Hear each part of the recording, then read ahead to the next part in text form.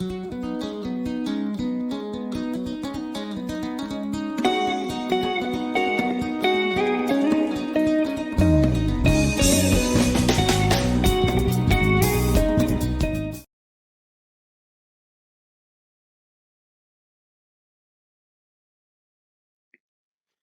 here from there, then there was the occupation of the Mashonaland. The occupation of Mashonaland, it took place in 1890, after the Royal Charter was given 1889. So 1890, now there was the occupation now of Southern Rhodesia. So with the charter, Rhodes dispatched the pioneer column. You can remember we just mentioned the pioneer column. It was to go there and occupy the Mashonaland. So a pioneer column was a group of white settlers and the BSA company police who were prepared to settle in Mashonaland. So a group of settlers, white settlers, and the BSA company police, they were dispatched from South Africa to go into southern Rhodesia, into Mashonaland, and occupy that area. So that pioneer column, that group, the first group to go there, which was called the pioneer column, it comprised of the different groups. So number one were the pioneer corps. These ones, they were 200 prospective white settlers who were the pioneer corps. And these ones, they were wearing the brown shirts and were promised 15 gold claims each and 3,000 acres of land each. 200 people to be given each 3,000 acres of land and gold claims as well. And also there was the pioneer police, the pioneer corps, then number two pioneer police. So this one, it was a group of the BSA police force who were they were wearing the blue uniforms and was meant to protect the white settlers from the aggressive tribes. So they were led by Lieutenant Colonel Pennefather. So Lieutenant Colonel Pennefather was the leader of the pioneer police.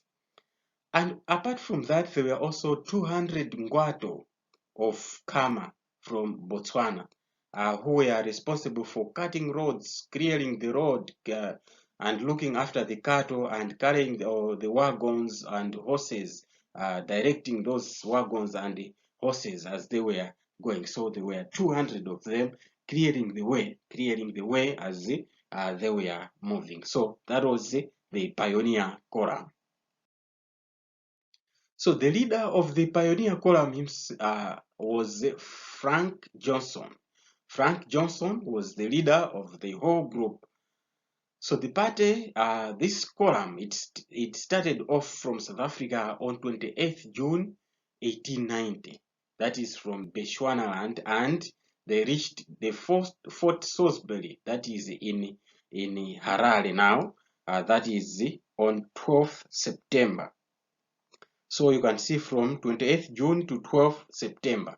That is, they moved about June, from June to July, August, then September they were there. So about 2 months and some days they were there.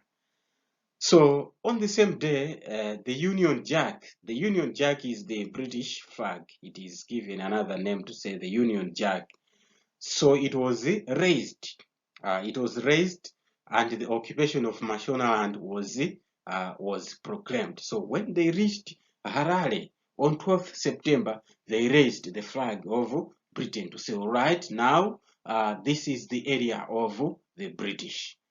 So the settlers immediately they scattered about and completed the occupation of Mashonaland. So when they reached Fort Salisbury there, they raised the flag and they started to scatter.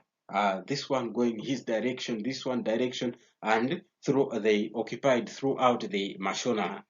So the Shona, they welcomed this move. When they saw the whites, they welcomed them, and they looked at the settlers as the shields against the Ndebele raids.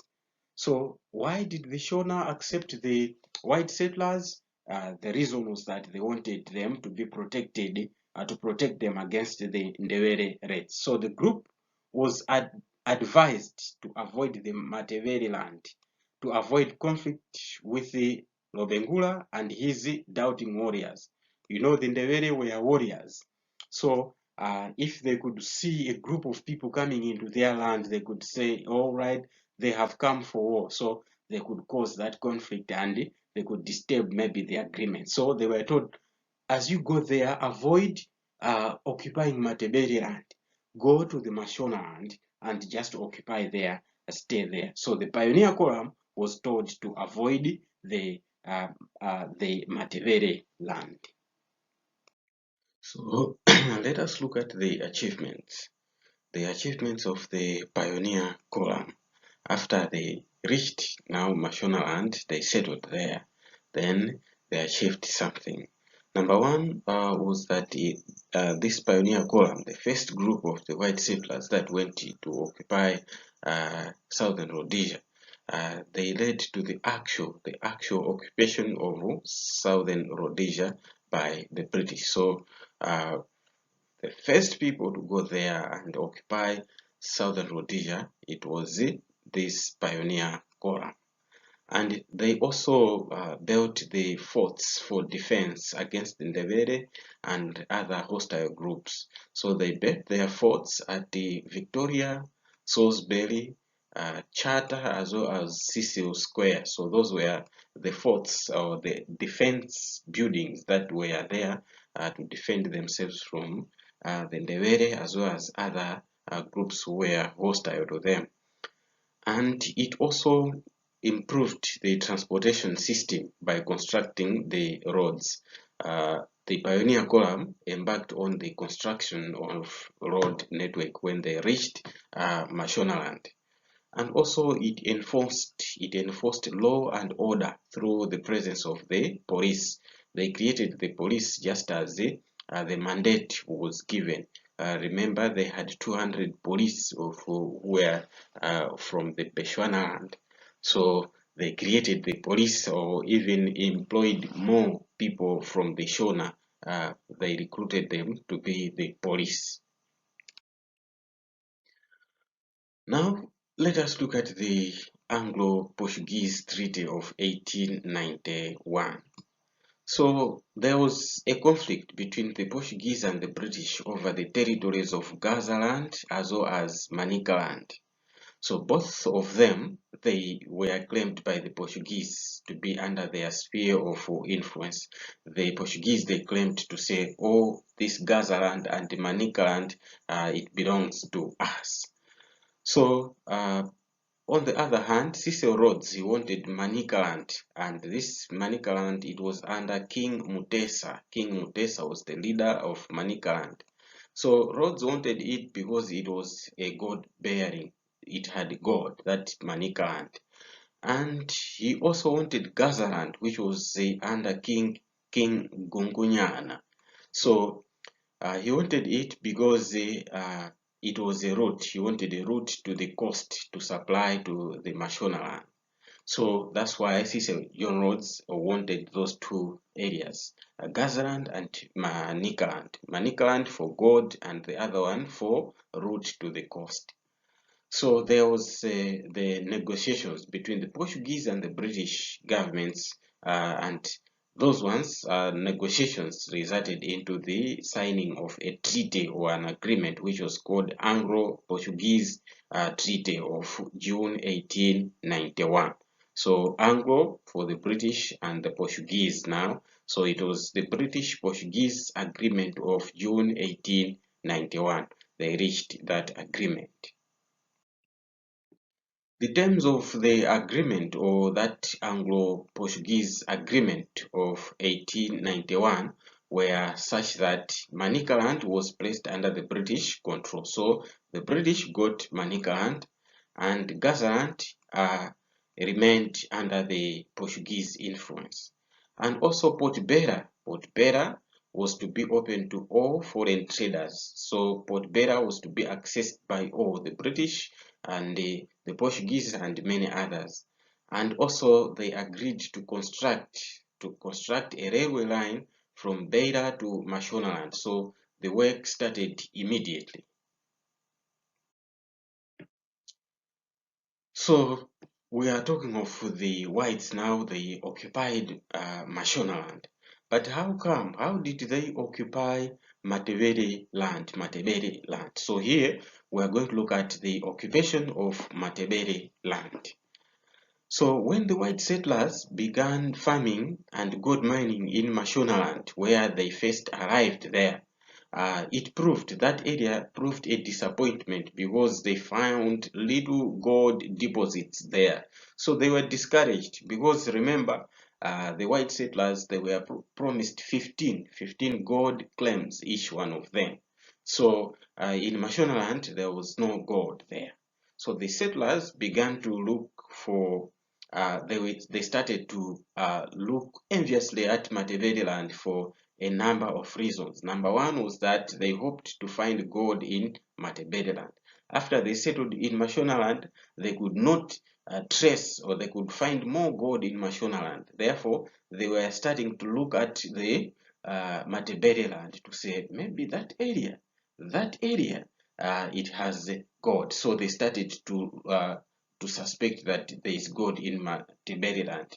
And again, they wanted to start commercial farming since, again, Mashonaland was not fertile. The Mashonaland was not fertile as compared to Matebeleland. So they were disappointed or discouraged when they settled in Mashonaland because the land was not fertile. They could also not find enough gold. As a result, they started to look for Matebeleland as a suitable place for farming as well as gold mining. So the settlers wanted to find an excuse, therefore, to defeat the Ndebele.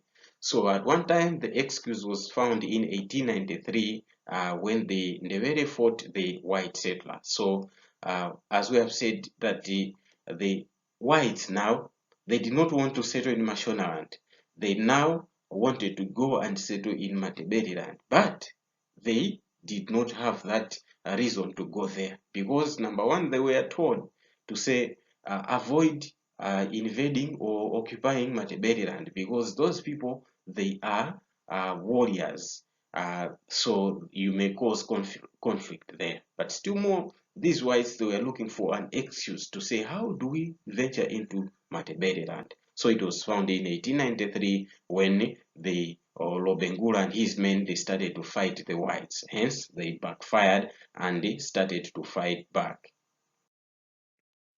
So there was what was called the Matebele War, the Matebele War of 1893. So this one was an advantage to the whites to occupy Matebeleland. So what happened was that Lobengula did not want to lose the authority to foreigners. Therefore, he attacked the whites to drive them out. So that was the cause number one of the Matebele War of 1893. So the Ndebele were not happy with the settlement of Europeans in the Mashonaland, which they regarded as their raiding ground. Remember, the Ndebele, they were raiding the Shona now and again, so they were not happy with the coming of the whites in Mashonaland. So on the other hand, the whites, they took themselves to be the protectors of the Shona. So the Ndebele were now and again raiding the Shona. So the whites were protecting them. Hence, when they settled in Shonaland, they were able to protect the Shona from the tendencies of the Ndebele raids. And the third reason was that the European settlers in Mashonaland, they felt dangerously insecure as long as the Ndebele kingdom survived in the nearby. So the leader, who was the leader or the administrator of the whites now, was Linda Jameson. He was the administrator. So this Jameson, as the leader of all the whites, now we can say he was like the governor now of Mashonaland or of the whites. after they occupied Mashonaland. So he believed that the company would achieve prosperous development if they remove the Ndebele threats. So he believed that it was important to remove the Ndebele if the company was to develop further. So he believed in that one because they were a threat.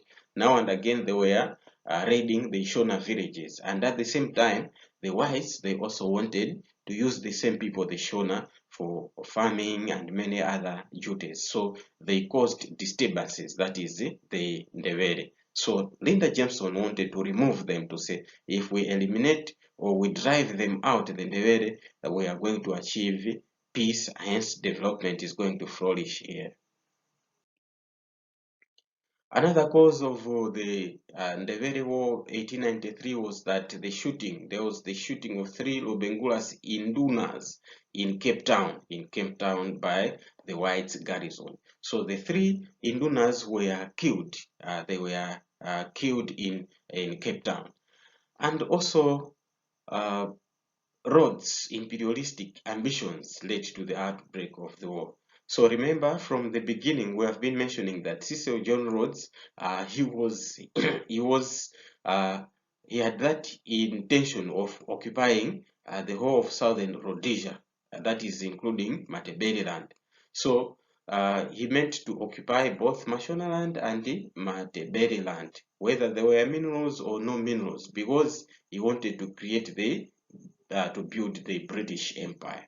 So imperialistic views of Cecil John Rhodes, still more, at one point in time it was inevitable that they were going also to expand to the Matabeleland. Hence, there was that war. And also, another reason or cause for the war was the economic factors that they also initiated this war. For example, the BSA company's belief in the existence of gold in Matabeleland, it made them to look for an excuse to occupy that Matabeleland. And also on the economic factors was that the BSA company envied Matabeleland for agriculture purposes. So just as we have mentioned earlier, the individual settlers, they had that, and the company as a whole, it also had that in mind to say, all right, in Matabeleland, it means there is fertile land as compared to Mashonaland. Hence, they wanted to go there and occupy that land. And also, there was conflict. There were conflicts between the Ndebele and the BSA company, which also resulted into war. So some of these conflicts were such as in 1891, the Shona chief Lomagundi, he was killed by the Ndebele for failing to pay the annual tribute to Lobengula.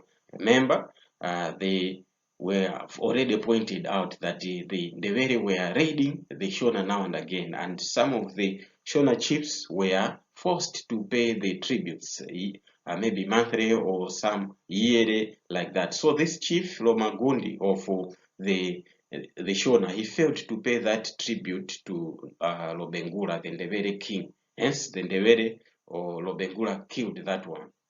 So the company acted angrily to the Ndebele king. The company, the BSA company, acted ruthlessly to the Ndebele king.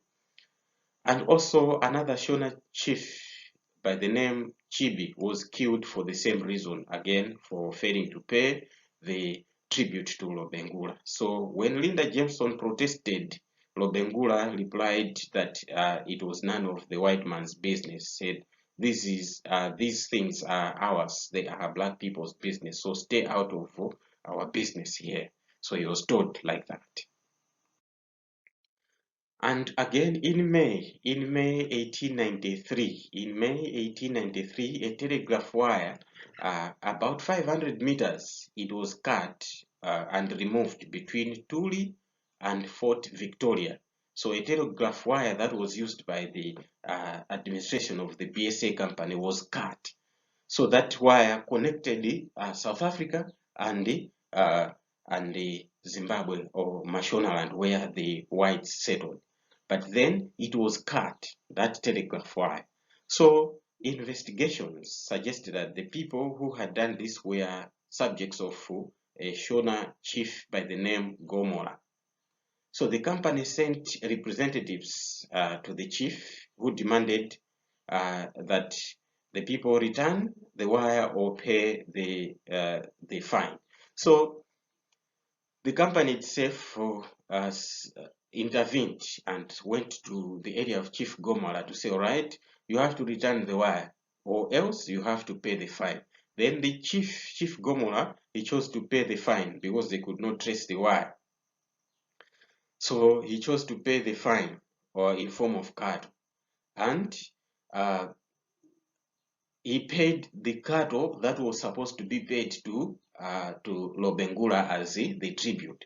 And the chief, that Chief Gomora, then he reported to Lobengula to say that the BSA company had stolen his cattle. Then, when Jameson heard this one, that it was a trick, he returned the cattle to avoid the conflict with the Lobengula and the Ndebele. And also a Shona chief, that is, we're looking at the conflicts that were there. A Shona chief by the name Bere in Masvingo district, was alleged to have stolen Lobengula's cattle. So Lobengula sent 2,000 warriors to punish this chief, that is Chief Bere. So the PSA intervened on the side of Chief Bere and his Shona subjects. So the Ndebele were ordered to withdraw beyond the certain river by the name Shashi River. So some Ndebele warriors under their leader Muganda Manyao, they refused to withdraw. So the leader of this delegation of the warriors of Lobengula, they refused to withdraw. But on the other hand, they continued the raid to raid the Shona, despite Jameson convening an indaw or a meeting with the Ndebele warriors. So part of these 200 warriors, they were called for a meeting to say, no, you don't have to punish this chief in Masvingo district. Let us reason together.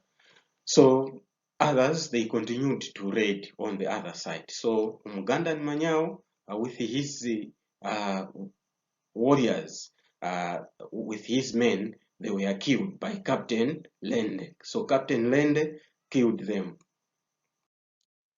Another cause of the Ndebele War, Matebele War of 1893 was the missionary factor. The Ndebele, they denied missionaries land for their activities. They did not permit the missionaries to do their activities in their territory in Matebele land. So the missionaries, therefore, they influenced the British to settle in Matebele land to force the Ndebele to stop resisting them. So the missionaries, they influenced the settlers to come to go to Matebele land, so that them, the missionaries, also have that advantage to have their activities in Matebele land. So what happened in the course of the war? During the war, what happened in the course of the war? So the war started in October 1893, and the company had 3,500 fighters, and were using the modern weapons, including the 7-pounders. By then, they were the powerful weapons we can call the machine guns. On the other hand, the Ndebele were using 1,800 warriors, and also they were using traditional weapons like the knives, shields, and spears. So a spear, a knife cannot stand to a gun. You can just look at that. And on 4th November, the company forces, they took over Bulawayo, which Lobengula had set on fire before fleeing northwards, where it was said that he later died of smallpox. So we see to it that Lobengula, he left Bulawayo, he set ablaze his headquarters or all his villages, and he started to run away northwards. So it is believed that where he ran away, he died there of smallpox. And later, the whites, therefore, they took over that area and started to control that area. So let's look at the results. What were the results of the Matebele War of 1893? So the Ndebele were defeated, and the subjects, and they were subjected to the company rule. So it meant that the Ndebele were defeated, and the company now took over the charge of the Matebele land. And Lobengula's cattle were taken over by the company. And also the BSA company improved some of its policies on forced labor and taxation. So the BSA company improved a little bit how it was managing, it was dealing with the Africans, especially on issues of labor and taxation. And also, the company gave free seed to the Ndebele. So the Ndebele were given free seed. So you can wonder why free seed. We have said that the Ndebele, they kept on raiding the Shona. So they were raiding them for food most of the times. Therefore, this time around, they were told to say, no, survival is not by raiding others. You have to farm, you have to cultivate. So here are the seeds, start cultivating. So Lobengula was never captured. That was another result. And the police comprising more Shonas was established, replacing the Bechuanaland police that came with the pioneer column, which had left for their country. So the Bechuanaland police that came with the pioneer column, it went back to their land. Hence, therefore, what happened was that the company now started to employ the Shona for the police.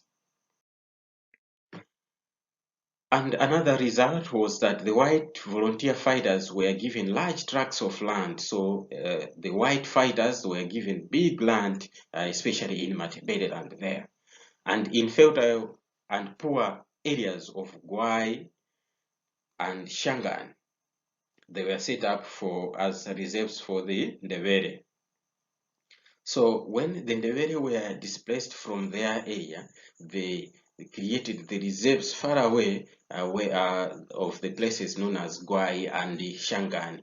So those places were reserved for the Ndebele to say, now we are going to settle here. So they were, that area, it was poor and infertile. It was infertile and poor, very poor area for cultivation. So you can see to it that the Ndebele were given poor areas, but at the same time, they were given seeds to say, okay, here are the seeds, go and cultivate. So even if you have good seeds, can you produce in a poor land? So it was still bad for the Africans there. And also another result was that Captain Alan Wilson and his group, they were massacred by the Ndebele as they were searching for Lobengula. So Captain Alan and his group, they were killed. And also the whole area became the British colony, which was called Southern Rhodesia. And this Southern Rhodesia was divided into two. So there was Mashonaland and Matebeleland. So Mashonaland was the eastern Zimbabwe, and the western Zimbabwe was the Matebeleland. So Southern Rhodesia was all occupied by the whites, and it was divided into two. There was Mashonaland and Matebeleland. Mashonaland to the east and Matebeleland to the west. So why did the Ndebele lose the war? So why the Ndebele lost the war? Number one was that the whites, they were using weapons, superior weapons against the Ndebele. So we have mentioned of the 7-pounders, the machine guns, they were using those. Whereas the Ndebele, they were using traditional weapons. We talk of machete, the spears, the knives, so they could not stand to a machine gun. And also the Ndebele lost because they were not fully trained in European like military tactics. So their tactics were not like that of the European. Hence, they did not fully train for to meet the whites who were using guns. And also the whites were assisted by some Africans like Kama from Bechuanaland, and also the Shona. They were also employed by the whites, and they were also an impi, a regiment from South Africa. An impi also came to assist the whites. So the whites, though they were few, but they were assisted by Kama and his men from Bechuanaland. The Shona also fought to the side of the whites, and a certain regiment, a certain group of the warriors from South Africa, they also assisted. Since the Ndebele, they lost the war.